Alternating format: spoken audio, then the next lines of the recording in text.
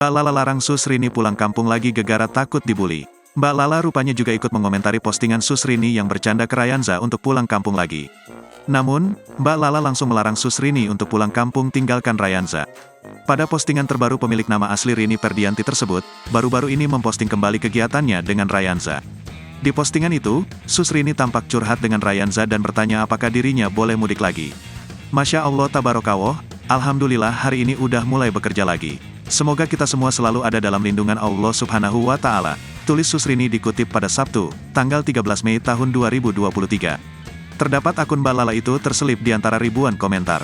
Pengasuh Rafathar tersebut seolah menyindir para netizen yang sempat membuli saat dirinya mengasuh Rayanza. Juga diketahui, saat Susrini mudik posisinya itu digantikan oleh salah satu karyawan di Andara.